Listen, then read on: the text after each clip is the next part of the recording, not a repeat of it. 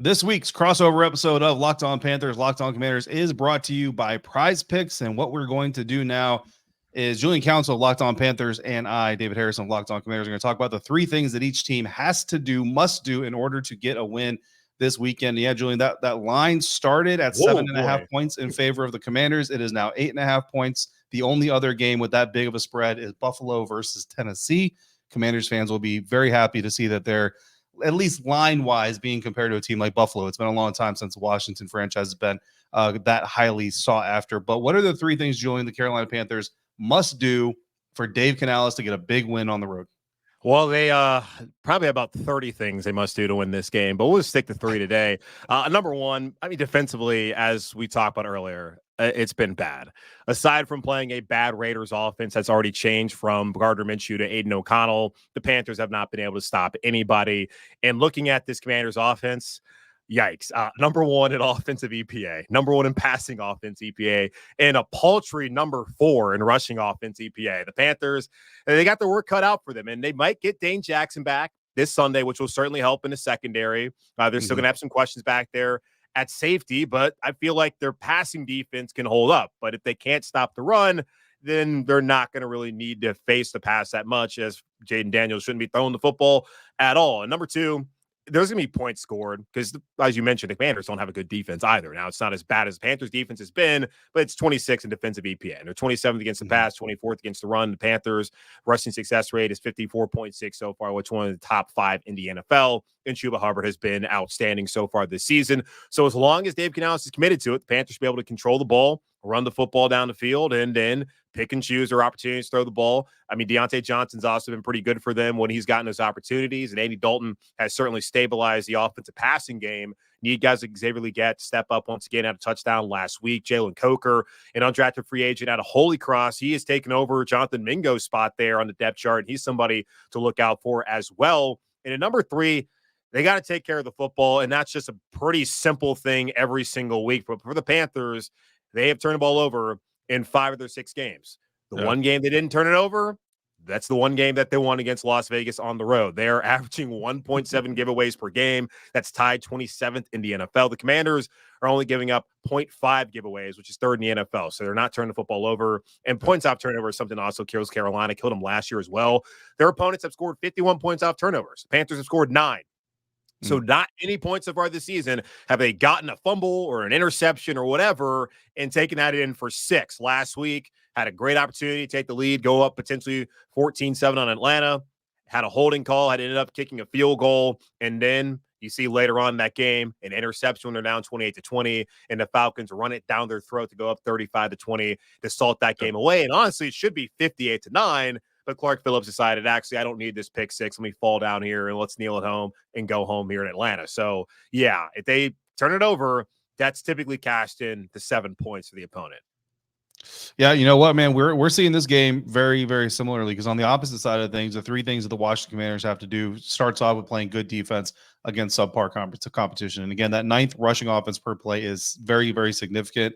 And that is the part of this Carolina Panthers offense that clearly is not subpar. But when we talk about an overall offensive unit and overall team, that these are the games. If you want the Washington Commanders to continue being talked about as one of the better teams in the league or a good team in the league, and they're definitely not in like the Buffalo Bills, Kansas City Chiefs, Baltimore Ravens part of the conversation, but they're slowly kind of climbing up the ladder in NFL dignity. These are the games that you are expected to win. I mean, again, 8.5 point spread, bro. Like, you are supposed to win this kind of a game. And one of those ways you're going to win this game is by either stopping that 9th best rush offense per play or by forcing Dave Canales, like we just talked about, to turn to that 28th in pass yards per play passing offense with Andy Dalton. So play sound defense, play smart defense, play intelligently aggressive defense is the way that I've been describing it here in DC for the Washington Commanders. They certainly still, even with John Allen going on IR, Fenari Mathis, the young 3rd-year defense tackle, has been playing fairly well.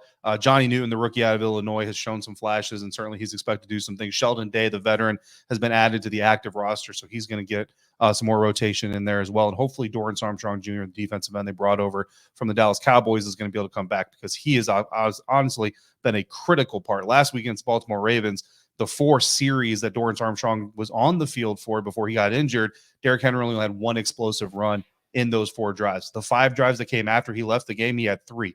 So that's a very significant uptick in explosive runs. It's not only a Dorrance Armstrong thing, but there is a little bit of a Dorrance Armstrong connection to that whole situation as well. So that's number 1. Play good defense against what has been in totality subpar competition. Number 2, continue the blitz dominance. We kind of already talked about that a little bit, but Brian Robinson Jr.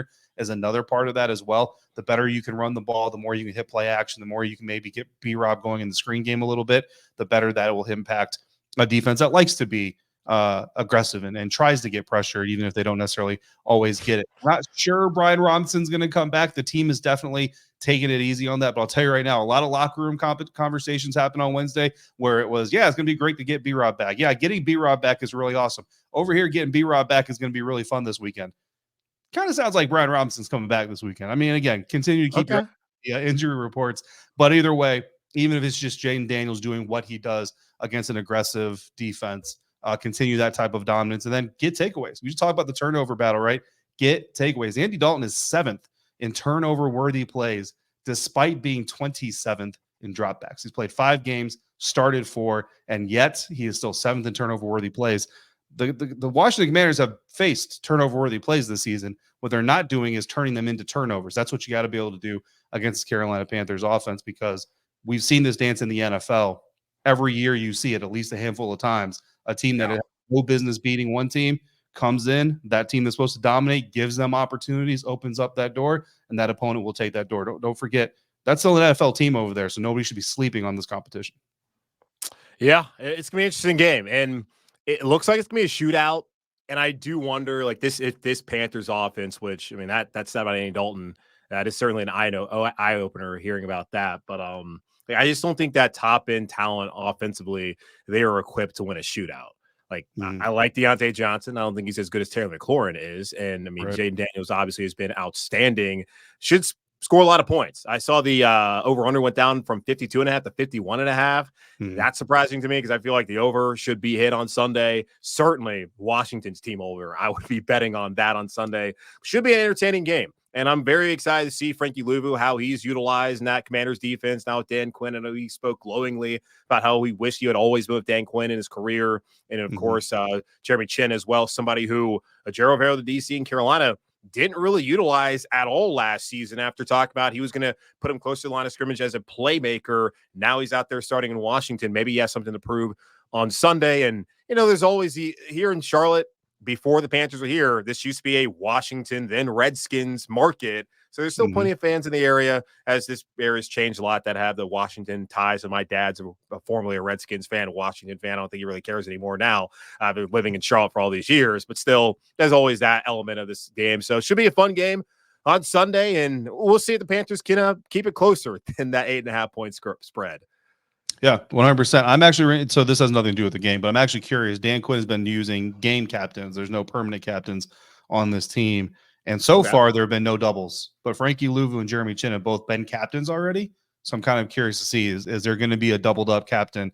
Because, I mean, it seems like a prime opportunity to have Jeremy Chin and Frankie Louvu both be captains for this game. But we will see.